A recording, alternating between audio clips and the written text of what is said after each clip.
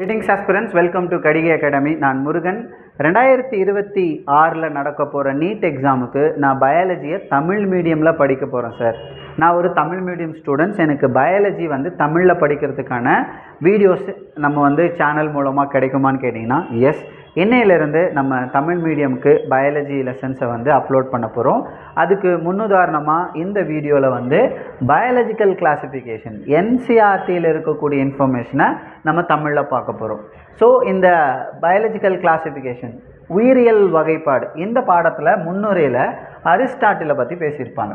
Aristotle அப்படின்ற அறிவியலாளர் தான் முதல்ல உயிரினங்களை ஒரு அறிவியல் முறைப்படி வகைப்படுத்தியிருப்பார். இது முதல் பாயிண்ட். ரெண்டாவது பார்த்திங்கன்னா எளிய புறப்பண்புகளை அடிப்படையாக வைத்து தான் தாவரங்களை, குறிப்பாக தாவரங்களை மரங்கள், புதர் செடிகள், சிறு செடிகள் அப்படின்று 3 வகைகளாக பிரிச்சிருப்பார். அதே மாதிரி விலங்குகளை அவர் 2 தொகுதிகளாக பிரிச்சிருப்பார். என்ன அப்படின்னு பார்த்தீங்கன்னா, ஒன்று சிவப்பு ரத்தம் உடையவை, மற்றொன்று சிவப்பு ரத்தம் அற்றவை அப்படின்ற அடிப்படையில் விலங்குகளை வகைப்படுத்தியிருப்பார்.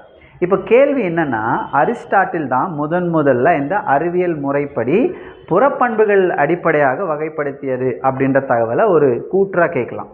அதுக்கடுத்து தாவரங்களை செடிகள், புதர் செடிகள், மரங்கள் அப்படின்னும், விலங்குகளை சிவப்பு ரத்தம் உடையவை, சிவப்பு ரத்தம் அற்றவை எவை அப்படின்றது வகைப்படுத்தியது இன்னொரு கூற்றாகவும் நமக்கு இந்த இடத்துல எதிர்பார்க்கலாம். ஸோ இன்னும் வேறு எந்தெந்த வகையிலான கேள்விகள் இங்கிருந்து வரலான்றது உங்களுக்கு தெரிஞ்சால் வீடியோனுடைய கமெண்ட்டில் சொல்லுங்கள். இன்னொரு தகவலோட அடுத்து ஒரு வீடியோ பதிவில் உங்கள் எல்லாரையும் பார்க்குறேன். நன்றி.